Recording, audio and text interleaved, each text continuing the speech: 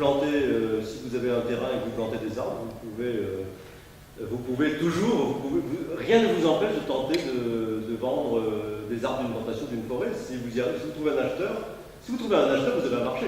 Tout à fait. Et oui, donc c'est pour ça que vous parlez de labellisation quelque part, c'est une sorte de labellisation sans être agréée par l'ONU. Alors vous avez des labellisations privées, effectivement, vous avez une labellisation privée qui sont comme le VCS, c'est la dernière ligne ici. Vous avez plusieurs systèmes de labellisation privée qui sont très professionnels. Et on a une gouvernance privée avec des labels privés qui ont occupé le terrain pour essayer de donner un minimum de garantie à dans ces projets. Je reviens de Madagascar où la certification privée, le certificat privé fait 200 pages avec des tas d'équations, etc. Donc c'est quelque chose de très sérieux. Enfin, très sérieux du point de vue formel en tout cas. Excusez-moi, j'ai deux autres questions. Alors justement, dans des pays où la gouvernance n'existe pas trop, Mali, le Sahel par exemple, où il y a des communautés locales qui essaient justement de gérer leurs forêts. Alors, excusez-moi, je parle de forêt sahélienne, c'est autre chose que de forêt tropicale. Il me semble que le RED va peut-être s'appliquer aussi aux forêts sahéliennes où c'est pas tropical, c'est beaucoup plus extensive. Mais par contre, le problème là, c'est plutôt le marché de l'énergie locale. On coupe le bois pour avoir de l'énergie locale. Et ça aussi, c'est un problème de déforestation.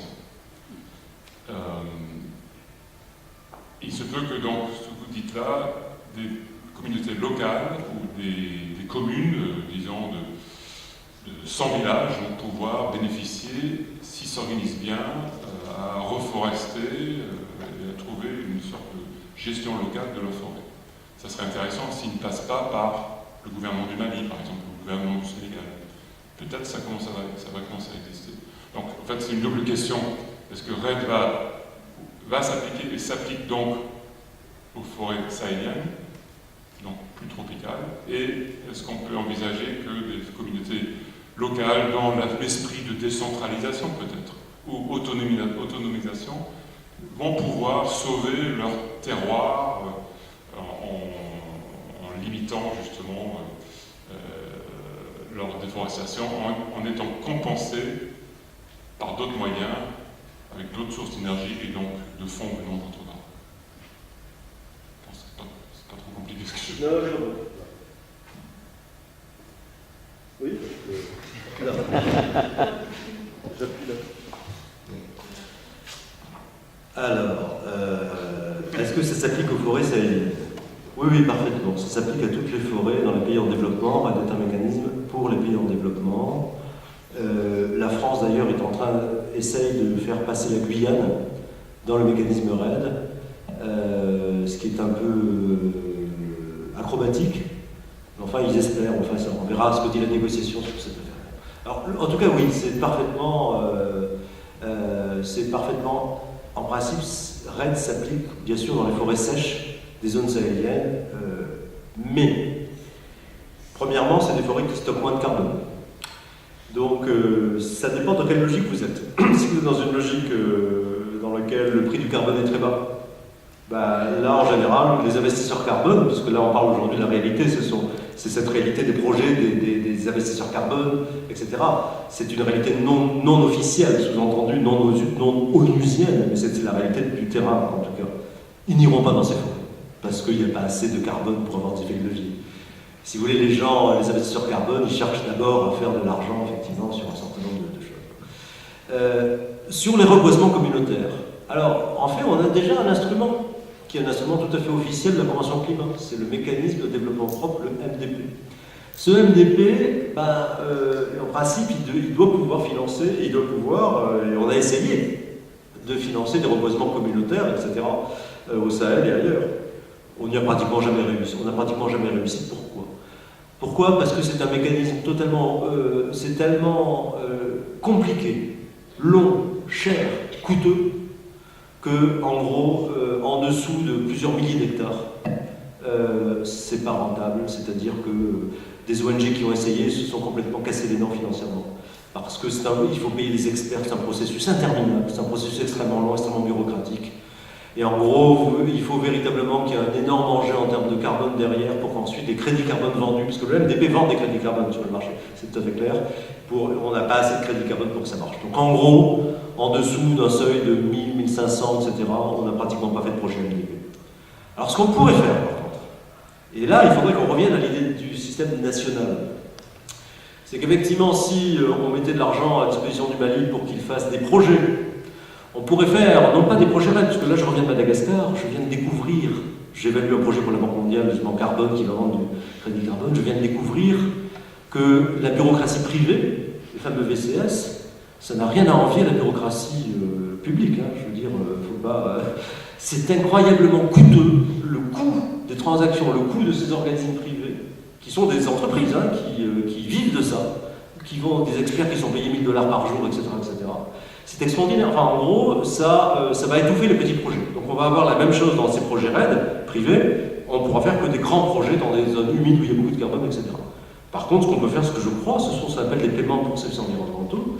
C'est ce que j'ai proposé en RDC, c'est-à-dire de leur dire, écoutez, plutôt que d'avoir des projets où vous allez mesurer le carbone avec des équations holométriques, c'est un système qui consomme de l'expertise, etc. C'est horriblement lourd, toutes ces procédures de projet RED. Il faut mesurer le carbone, faire des scénarios, etc., les faire valider, et tout ça, vendre le carbone, le faire certifier, enregistrer. Faites des paiements pour services environnementaux comme on fait au Costa Rica ou au Mexique ou dans le pays, etc.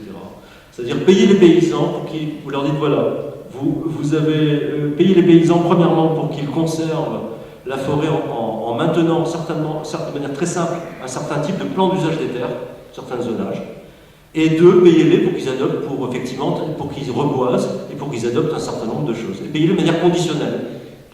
Et s'ils arrêtent de le faire, vous arrêtez de payer. Je pense que ce système qu'en Amérique latine on est en train de développer, qui est basé sur l'incitation, qui enlève toute cette bureaucratie, toutes ces mesures, etc., qui travaille sur des proxys, est beaucoup plus simple et beaucoup plus réaliste. Je pense beaucoup plus à ça que des projets. Paiement pour services environnementaux. Je sais qu'il y a une autre question, mais j'ai envie d'en poser tout de suite, moi. Quel est le statut juridique en général de ces très grandes forêts équatoriales? Autrement dit, est-ce qu'elles appartiennent à des privés, ou bien est-ce qu'il y a aussi, comme chez nous, des forêts communales, enfin des zones qui appartiennent à des collectivités? On entend aussi beaucoup parler d'achat de terres agricoles en Afrique par la Chine, par d'autres pays comme ça. Est-ce qu'il en est de même pour les forêts? Est-ce qu'il y a des forêts à vendre? Est-ce qu'il y a des transactions très importantes qui les concernent? Alors, en général, avec des exceptions notables, le statut juridique des forêts, c'est d'être de la propriété du domaine public. Enfin, domaine public ou domaine privé, selon qu'on est juriste, le domaine privé de l'État, le domaine public est différent, bien sûr. Je mets au micro. Avec quelques exceptions d'Amérique latine. Au Brésil, il y a un gros paquet, plusieurs dizaines de millions d'hectares de forêts, des flonas de forêts publiques, que justement le gouvernement essaie de maîtriser. Il essaie de mettre en place un système de concession forestière, d'ailleurs, pour que l'idée des Brésiliens, c'est de dire on va mettre des concessionnaires forestiers, au moins ils vont exploiter, on va les surveiller, etc. Mais au moins ils vont tenir l'espace, parce que sinon c'est res minus, etc. Ils n'arrivent pas à contrôler. Donc il faut éviter le vide. Et puis vous avez énormément de forêts privées. Je parlais justement de cette règle de la réserve légale, qui fait qu'au Brésil, vous pouvez avoir effectivement d'immenses propriétés, mais en général, vous achetez plus ou moins légalement, vous inventez des faux titres de propriété, parce qu'il y a tout un trafic de faux titres de propriété, et là, vous êtes tenu de garder 80% dans l'Amazonie, effectivement, sur une propriété de forêt. Vous avez plusieurs pays d'Amérique latine aussi où il y a des forêts privées. Alors, donc ça, c'est pour le statut juridique, effectivement. Alors là-dessus, bien évidemment, quand on dit forêt publique, il faut bien voir que c'est des forêts publiques uniquement sur le papier. Parce que, bien évidemment, il y a des populations qui, localement, ont leur droit d'usage, se considèrent propriétaires de leur forêt, héritent de parcelles, il y a de la propriété collective, etc., etc. Donc il y a ce dualisme juridique qui rend les choses très compliquées. Bien évidemment, en Afrique, par exemple, plus particulièrement. Mais en Indonésie, c'est le même problème, au Laos, c'est le même problème, etc., etc. Alors, land grabbing, accaparement des terres, hein, c'est ça. Alors oui, il y a l'accaparement des terres qui se fait beaucoup sur les forêts d'ailleurs. Hein. Une grande partie de ces phénomènes d'accaparement des terres se font sur des grandes surfaces de forêt. Pourquoi? Parce que c'est plus facile. C'est plus facile parce qu'en général, comme c'est l'État qui en principe est propriétaire, l'État dit, mes chers amis chinois, vous voulez venir, pas de problème, vous voulez faire du soja, du palmier à huile, j'ai mes forêts domaniales, etc., je vous en donne 1 million d'hectares, etc., etc. Après, les problèmes de conflit commencent, mais c'est plus facile de faire ça que d'aller mettre dehors des paysans. Quoi. Alors, la question implicite, c'est est-ce qu'il y a des accaparements de terre pour faire des projets carbone? C'était pas ça, non? Est-ce qu'il y a du néocolonialisme vert? Voilà, bon. Alors ça, c'est un truc que je débat beaucoup avec les ONG. Non. Non, parce que, en réalité, En réalité, parce que les ONG me disent, mais du coup, on va foutre dehors les paysans de leurs terres, on va les chasser de leurs terres pour vendre du carbone. Je leur dis, mais c'est